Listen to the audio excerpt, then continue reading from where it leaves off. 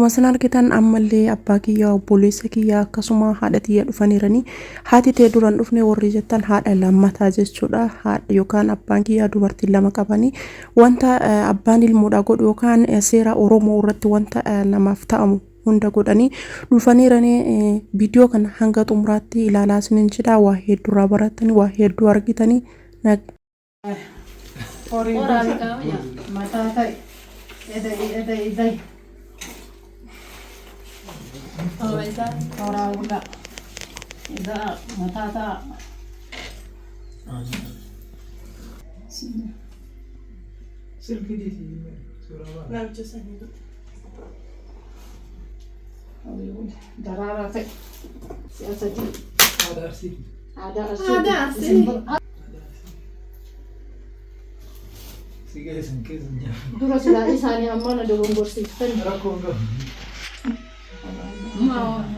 Detto madura con cumbetta daiati vante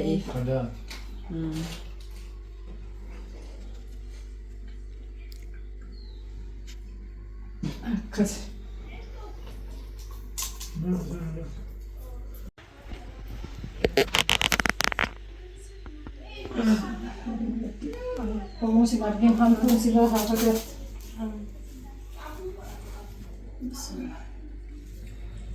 Casi.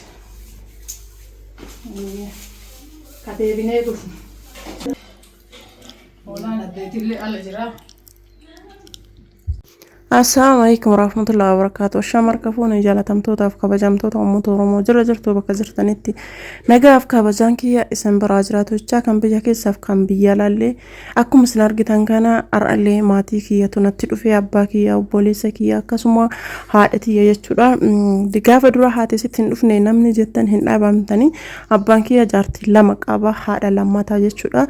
Mana keenya keessatti haadha lammataa hin jedhamu haati haadhuma isini hagalu fi kanaan dura haati tiyya na dhufte jedhee waan gadhiisee fi obboleessi kiyyallee na dhufe jedhee waan gadhiisee fi akka hin dogongorre obboleessi abbaan kiyya dubartii lama waan qabuuf jecha sababa saniif obboleessa kaanii fi kana jechuudha. Akkasiyyuu hin jedhamu akkasaniif galuuf jedheeti akkuma isin argitan kana meeshaa haadhaa isinitti mul'isaa jira. Meeshaa haadhaa jechuudha. Haati yoo nama dhuftu bunni, sukkaarri akkasuma dhadhaan, micciiraan, aanan kun waan dirqamaati jechuudha.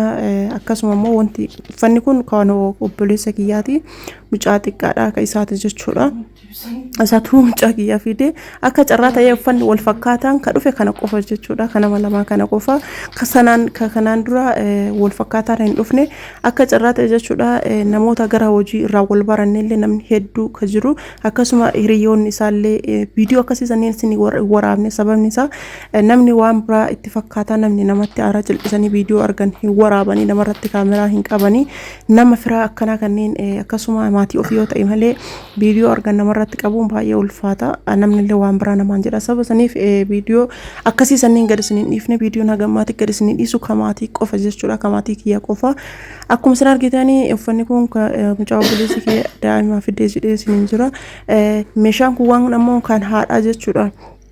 Meeshaan haadhaa akkuma isin argitanii meeshaa qodaa saniini ittaansee ammoo hoolaan ka abbaatiin beektanii mire hoolaan ka abbaati ka abbaan ilmoo ofiitii fidu jechuudha. Argitaniirtan jedhee yaada abbaa kiyyallee akkasuma maatii viidiyoo umurazaan yeroo san ta'ee jira. Proogiraamii mucaa obboleessi kiyya eebbaa irratti gadhiistee turte umurazaani achirra argitanii turtan jedhee yaada. Akkasii abbaa kiyya yoo barbaadan ammallee asirratti illee rasni kaaya. Ittaansee ammoo as biratti meeshaan kun meeshaa haadhaati jechuudha. Meeshaan kun meeshaa haadhaati. Dhadhaan, micciiraan, aanan akkasuma ammoo bunni, sukkaarri akkasuma laslaasaan uffata meeshaan kun meeshaa haadhaati. Meeshaa haati fiduu qabdu jechuudha. Yeroo jalqabaatiif osoo hin taane yeroo lammaffaatiif natti dhufanii yeroo duraallee jechuudha. An heerume amma hanga heerume waggaa tokkoof ji'a jahatti da'e jechuudha. Haa ta'u malee garuuyyuu tanaan durallee natti dhufanii jiran jechuudha. Heerume waggaa tokkoof ji'a jaha kanaan durallee yeroo tokko natti dhufanii jiranii. Garuu haati nadeette yeroo jalqabaatiif natti dhufte maaliif haati sideette akkasii si dhufte haati kun ammoo yeroo lammaffaatiif si dhufte jechuun keessan illee oolu carrama. Sinin jedha lachuu anumaa faadhuma qixxumaati.